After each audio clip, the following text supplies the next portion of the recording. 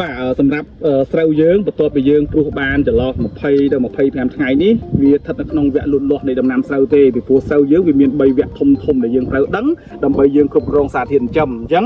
នៅអាយុប៉ុណ្ណឹងគឺវាស្ថិតនៅក្នុងវគ្គលូតលាស់អញ្ចឹងនៅវគ្គនេះគឺវាត្រូវការសារធាតុចិញ្ចឹមសំខាន់ដូចគ្នាតែអ្វីដែលវាត្រូវការច្រើនជាងគេគឺពពួកអាសូតនឹងឯងក៏ប៉ុន្តែ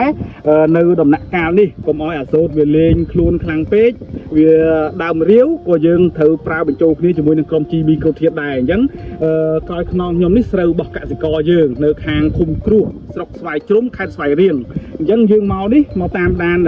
ការលូតលាស់របស់ស្រូវគាត់ផងមកណែនាំរូបមន្តឲ្យគាត់ប្រើត្រូវជាមួយនឹងអាយុស្រូវផងអញ្ចឹងខាងអន្ត្រីមាសយើងណែនាំឲ្យគាត់ប្រើប្រាស់ពពួកជីអន្ត្រីស្លឹកវាមានលេខ NPK វា35 15 បូក TE ជាសារធាតុបន្ថែមហើយយើងឲ្យគាត់ប្រើលាយបញ្ចូលគ្នាជាមួយនឹងអន្ត្រី5ជាក្រុមជីពពួកមីក្រូធាតុច្រើននៅក្នុងនឹងដែលវាអមជាមួយនឹង NPK បំពេញតម្រូវការលូតលាស់របស់ដំណាំស្រូវយើងឲ្យវាលូតលាស់ហើយវាធន់ជាមួយនឹងអាកាសធាតុផ្សេងបានទៀតអញ្ចឹងយើងមកមើលទំហំលូតលាស់ស្រូវរបស់គាត់អញ្ចឹងនៅដំណាក់កាលស្រូវដូចខ្ញុំថាអញ្ចឹង20ទៅ25ថ្ងៃនេះជាពេលវេលាមួយដែលវាត្រូវការបែកដើមបែកកូនផងវាត្រូវការលូតដើមផងវាត្រូវការផលិតអាហារ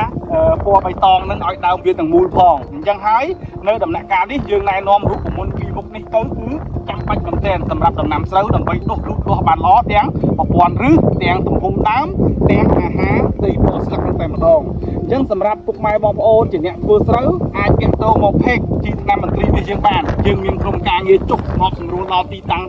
ធ្វើផ្ទាល់តែម្ដងបាទហើយនឹងលេខទូរស័ព្ទអ្នកម្ដងបងប្អូនអាចមើលនៅក្នុងវីដេអូយើងបានបាទសូមអរគុណ